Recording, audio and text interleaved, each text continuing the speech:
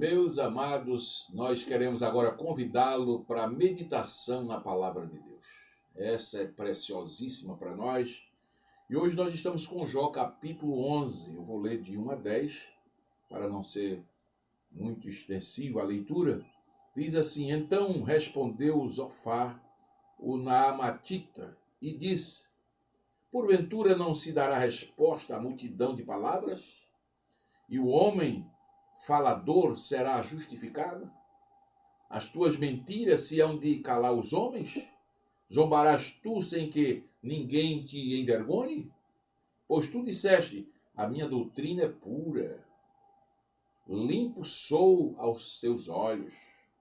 Mas, na verdade, prouvera Deus que ele falasse e abrisse os seus lábios contra ti e te fizesse saber os segredos da sabedoria, que é múltiplice em eficácia, pelo que sabe que Deus exige de ti menos do que merece a tua iniquidade. Porventura alcançarás os caminhos de Deus, ou chegarás à perfeição do Todo-Poderoso? Era Zofar indagando a Jó. Como as alturas dos céus é a sua sabedoria, que poderás tu fazer? Mais profunda é ela do que o inferno, que poderás tu saber? Mas comprida é a sua medida do que a terra, e mais larga do que o mar. Se ele destruir e encerrar, ou juntar, quem o impedirá? Amados, hoje o tema da lição 8 é a teologia de Zofar.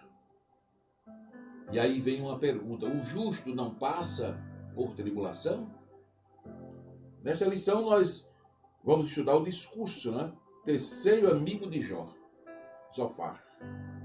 E a tese que esse amigo de Jó defende é a de que o justo não passa por tribulação.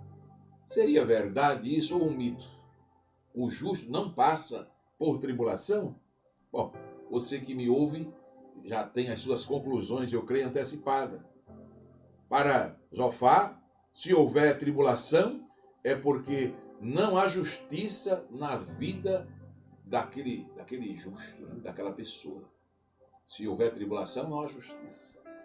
Essa teologia já esteve muito presente em nossas igrejas, em nosso país. Você deve lembrar de alguma coisa assim, não é? A ideia de que o sofrimento, as tribulações da vida e outros dilemas humanos não são para o cristão. Isso não é novidade para nós, não é?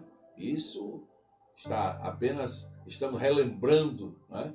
Uma lição que vai nos fazer refletir mais uma vez a respeito dessa teologia mentirosa que se espalhou nos arraiais evangélicos. As Escrituras nos mostram claramente de que quem está em Cristo Jesus não significa que esteja imune, que esteja ausente de problemas, de provações. Não, mas que há uma grande diferença na forma de passar por eles. Isso é que é a realidade, né? Jesus disse: neste mundo tereis aflições. Importa passar por tribulações para entrar no reino de Deus, disse Paulo, está lá em Atos 14, 22. Então, o que faz a diferença é que, como servos de Deus, devemos ter uma firme convicção de que Cristo está conosco, de que não estamos sozinhos e que, se Cristo está conosco, disse Paulo, se Deus é por nós, quem será contra nós? Amados, é importante a gente ver Zofar começando o seu discurso repreendendo asperamente Jó por sua impertinência, né? Pelo menos essa é a forma que Zofar vê. Ele se vale de diversas perguntas para sugerir que Jó não deve pensar que silenciou os outros com sua má vontade em aceitar os argumentos deles. Zofar exprime seu desejo de que Deus, na verdade, confrontasse Jó, né? Zofar exprime isso. Ele acredita que Jó acharia que Deus realmente está castigando menos do que ele merece. Diz que era para Deus castigar ainda mais a Jó. Veja aqui, amigo, né? Zofar admoesta a Jó a se arrepender. por fim, ele leva Jó a uma consciência de que ele precisa se arrepender. E depois diz, olha Jó, se você se arrepender, tem bênçãos aí disponíveis para você, se você tomar esse caminho do arrependimento. Tem pessoas assim, né? Não está entendendo o que você está passando, nem por que está passando, nem para que está passando, e ainda quer lhe convencer de que você precisa se arrepender, e ainda oferece bênçãos se você se arrepender. Interessante, né? Uma outra consequência do arrependimento, a gente sabe que é a reforma da conduta, é a mudança de vida. Quem se arrepende, muda. Mas em que Jó ia mudar? A Bíblia diz que ele era reto, sincero, temente a Deus, desviava-se do mal. Em que esse homem ia mudar? Não é verdade? Mas vemos que para Zofar, Deus é distante e não se preocupa em fazer companhia ao homem. Aí vai entrar uma certa teologia chamada deísmo, que nós vamos estudar daqui a pouco, que ela é perigosíssima, porque leva-nos a entender que Deus é um Deus transcendente e não imanente, isto é, um Deus que está lá nos céus e que não se importa conosco aqui na terra. E por último, Zofar vai querer nos fazer entender que o justo não passa por tribulação, questionando a situação de Jó. Ora, Jesus, quem mais foi atribulado? Depois de Jó, nós podemos ver que o exemplo de Jesus é o que mais sofreu. Depois de Jesus, Jó foi o que mais sofreu. E Jesus era justo e sofreu. A Bíblia diz que ele em tudo padeceu. A palavra padecer ali é sofrer, sofrimento. E Jó também, um homem reto, íntegro, um exemplo de homem de Deus, de pessoa de Deus, e também sofreu. E tantos homens de Deus que nós podemos ver que sofreram. Sofreram. Mas é importante a gente estudar essa teologia de Zofar, até para a gente combater essas ideologias que surgem por aí, querendo embaraçar o cristão, dizer que o justo não passa por tribulação, não passa por luta, quando na verdade a vida cristã é uma vida de dificuldades, uma vida de obstáculos. Eu comparo a vida cristã muitas vezes ao hipismo. O hipismo é um tipo de esporte que tem nas Olimpíadas, que o jockey, o cavaleiro, ele com seu cavalo tem que ultrapassar vários obstáculos. Ele só ganha se ele vencer todos os obstáculos. É um obstáculo após o outro e ele vai saltando, vai pulando, vai vencendo, vai driblando um e outro e vai até chegar ao final da corrida. Eu comparo a vida cristã. A vida cristã é cheia de dificuldades, cheia de dilemas. Mas o que é gostoso é que Cristo está do nosso lado. É que Deus é por nós. É que o Espírito Santo está conosco. Então vale a pena. Por quê? Sem Cristo, sem Deus na vida, aí é que é problema. Aí é que é dificuldade. E você não tem ajuda. Os amigos que chegam são piores do que os de Jó. Então é melhor sofrer com Jesus. É melhor sofrer tendo ao lado o Espírito Santo, o Consolador. Então permaneçamos com Jesus. Com Jesus sempre é melhor. Quem foi Zofar? É importante que a gente estude para entender. Zofar foi o terceiro amigo que chegou para consolar Jó. Veja que consolo. Fez apenas 2 discursos, mas esses discursos voltam a se utilizar daquele velho argumento relativo ao dogma da retribuição. Assim como Bildade, como os outros amigos de Jó, ele faz. Zofar insiste no discurso da retribuição. Que tudo que o homem sofre é retribuição do que ele fez. E nem sempre. Nós passamos por situação que nem sempre plantamos, nem sempre nós fizemos algo de errado para estar padecendo. Nem sempre. Mas, em seu discurso, o Zofar, com maior ênfase do que nos discursos de seus amigos, nós podemos perceber o deísmo. O deísmo é uma ideologia moderna, a crença num Deus distante, que não se preocupa em fazer companhia ao homem. Essa é perigosíssima. Os deístas, eles creem em Deus. Não são ateus, não são ateístas, são deístas. Eles creem que Deus existe. Porém que Deus criou o mundo e se afastou para o céu. E disse, cada um se vira. Você não tem que prestar conta a ninguém. Você vai viver uma vida e depois morreu e acabou. Eu não me interfiro na sua vida, vocês também não se interferem na minha, e vivam aí a vida de vocês. Olha que ideologia maléfica. Se a Bíblia inteira prova Deus interferindo na história da humanidade.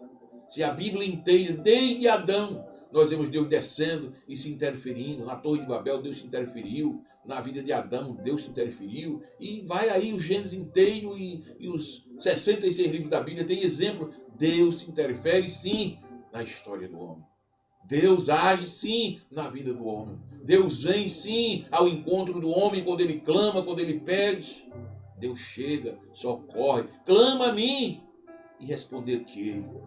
E anunciar-te-ei coisas grandes e firmes que tu ainda não sabes. Pedi, dá-se-vos-á. Buscai, acharei. Batei, abri-se-vos-á. É Jesus dizendo, peça que eu me interfiro. Peça que eu entro com providência. Peça que eu vou agir. Então o deísmo é uma ideologia maléfica. Podemos assim dizer. Ao estudarmos os discursos de Zofar, nós vemos que esse amigo de Jó, amigo entre aspas, né, enfatiza a supremacia divina, até começa com uma linguagem bonita, né? Jó, Deus é muito sábio, Deus é muito grande, Deus é tremendo, Deus é majestoso, ele exalta Deus. Que coisa linda, né? Se ele parasse por aí. Mas depois ele vai dizer que Jó, tudo que está passando é porque não é justo, porque o justo não sofre, o justo não padece. Então, nessa ideia, né, de exaltar a supremacia divina, embutida na noção de que Deus está distante do homem, é algo perigoso, né? E Jó combate isso como ninguém em seu tempo, né? Jó desfrutava de uma intimidade muito grande com o Todo-Poderoso, né? Jó mostra isso no final do seu livro. E aí nós vamos aprender nessa história exatamente que Deus é grande, Deus é soberano, Deus é sublime, é supremo, Deus é santo, né? Tem um versículo que não está aqui no meu script, mas eu lembro-me agora, Isaías 57:15, diz que Deus é santo, habita num alto e sublime trono, mas também habita no coração quebrantado e contrito. Então você que tem esse coração quebrantado para Deus, você que tem esse coração contrito, você que é falho, mas tem o coração quebrantado, você se arrepende, você busca Deus, você não se endurece para a operação do Espírito Santo, você permite o agir de Deus na sua vida, saiba que Deus está com você, que Deus lhe ama, que Deus está pronto a lhe ajudar, a lhe socorrer. O que seria do homem se Deus fosse grande, sublime, santo e não se interferisse, se não viesse ao nosso encontro? Todos nós pereceríamos. Não, a ideologia do deísmo nós não devemos aceitar. Deus é transcendente, Deus habita no alto e sublime trono, Deus habita no céu, mas também habita no coração do homem contrito e quebrantado. Louvado seja o nome do Senhor. Então Zofar, terceiro amigo de Jó, provavelmente o mais novo dos três, né? Ele é mencionado em Jó 2:11, em último lugar, possivelmente era o mais novo. E a Bíblia diz que ele era natural de Naamar. Naamar, uma região que ela se identifica exatamente ali na atual Arábia Saudita, aquela região ali rica, né? Possivelmente Zofar morava por ali. Fez apenas 2 discursos, nos quais notamos a mesma ideia de que o sofrimento advém do pecado, né?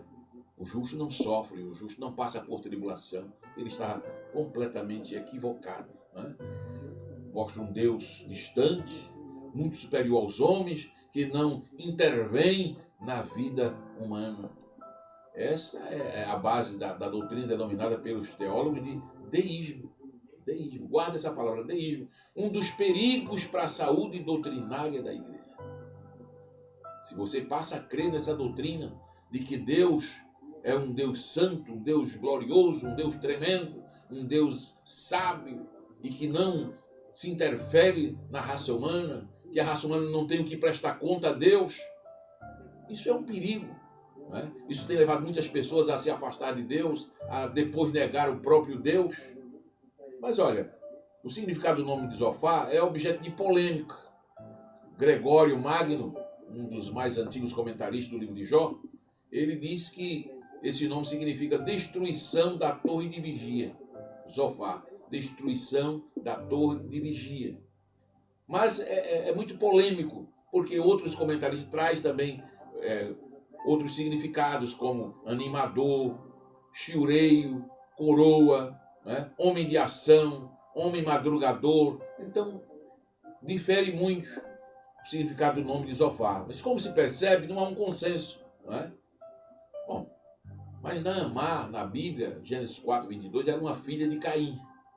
Significa agradável, atraente. E Gregório Magno, que é um dos primeiros comentaristas do livro de Jó, ele diz que esse nome representa exatamente a natureza do discurso de Zofar. É um discurso atraente, que agrada aos ouvidos, né? Mas que é destruidor. É muito perigoso, né? Você exaltar a Deus, reconhecer a grandeza de Deus, a sabedoria de Deus, né? O poder de Deus, e depois negar a sua participação na vida humana. Então, amados, a lição desta semana traz para nós esta reflexão, que nós possamos refletir a respeito exatamente desta posição de Zofar e que tem sido seguida por tantos outros teólogos, né? Teólogos entre aspas, que usam textos isolados da Bíblia para formalizar suas ideias, né? E isso é terrível, porque leva as pessoas exatamente a crer em um Deus inexistente. Quer dizer, um Deus que existe, mas que está ausente. Que Deus é esse? Se a Bíblia diz que o nosso Deus, ele é um Deus onipresente. Ele é onipotente? É. Ele é onisciente? É. Mas também ele é onipresente. Isto é, está presente em todo lugar. Então, amados, não vamos aceitar essa teologia. Ela é antibíblica, né? Ela é antibíblica. Mas há uma forma da gente combater exatamente essa ideologia e até levar as pessoas que assim o fazem a se arrependerem, né? A se arrependerem, porque no capítulo 11 ainda, né, no versículo 13, o próprio Zofar, ele diz coisas que a gente pode aproveitar, né? Ele diz para Jó, olha, se tu preparaste o teu coração, estende as tuas mãos para Deus.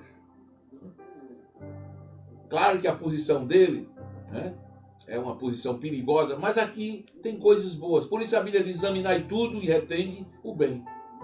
Isso que ele diz aqui é algo positivo.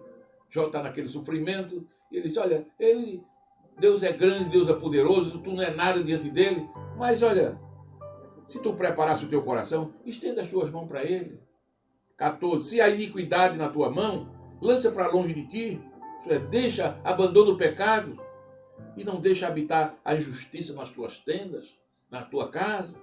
Até aí ele está certo. Se livra da iniquidade, se livra do pecado. 15. Porque então teu rosto levantarás sem mácula, e estarás firme e não temerás. Ele está aconselhando Jó uma palavra positiva. Não é? Deixa o pecado. A gente poderia dizer isso aqui, alguém que está vivendo uma vida errônea, uma vida errada, uma vida do pecado, e que por isso está castigado, né? E podemos dar um conselho desse, olha, prepara teu coração, levanta tuas mãos para Deus, clama ao Senhor, né? Se há iniquidade na tua mão, deixa a iniquidade, lança para longe de ti. Isso é um conselho para uma pessoa que está envolvida com a iniquidade. Versículo 16, porque te esquecerás dos trabalhos, e te lembrarás deles como das águas que já passaram. A tua vida mais clara se levantará do que o meio-dia. Ainda que haja trevas, será como amanhã.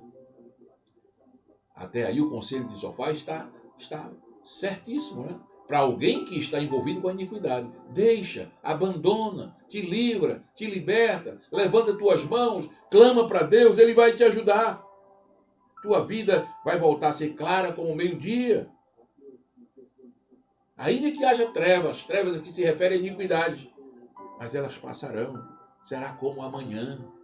Versículo 18, e terás confiança, aqui é o textuário da lição, terás confiança, porque haverá esperança. Olharás em volta e repousarás seguro. Esse conselho estaria apropriado para uma pessoa envolvida na iniquidade. Faz isso. Abre o teu coração, levanta as mãos para Deus, te liberta da iniquidade. Então o Senhor vai levantar a tua vida como meio-dia, as trevas vão passar, o dia vai clarear, vai amanhecer, será como amanhã, e aí você voltará a ter confiança. Você voltará a se sentir seguro, porque haverá esperança. Haverá esperança. Haverá uma expectativa favorável, confiante. Haverá.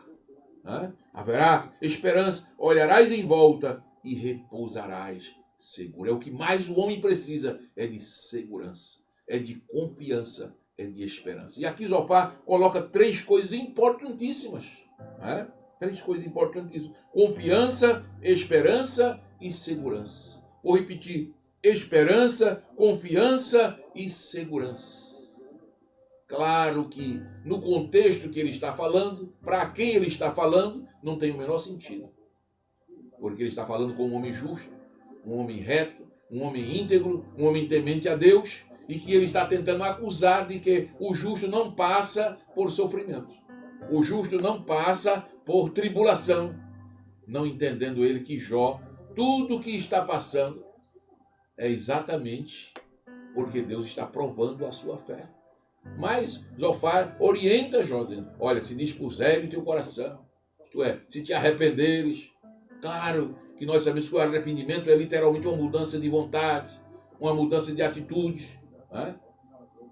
Ele está dando um conselho positivo no sentido de ajudar alguém que está preso à iniquidade.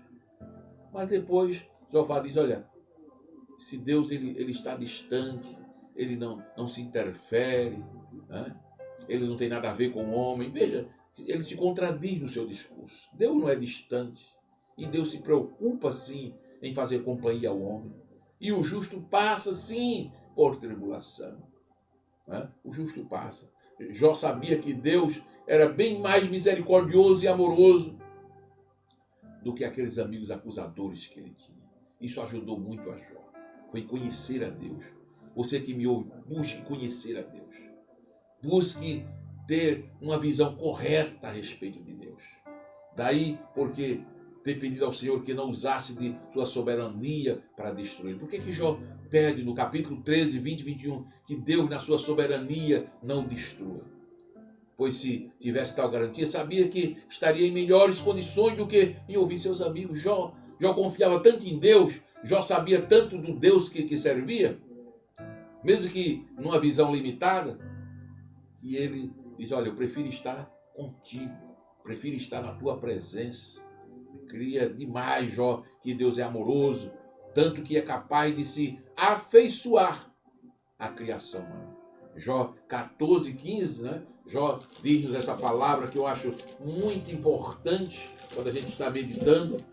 Jó 14, 15, ele nos diz aqui, na sua santa palavra de Deus, diz assim, olha, chamar-me-ias e eu te responderia, afeiçoa-te à obra das tuas mãos.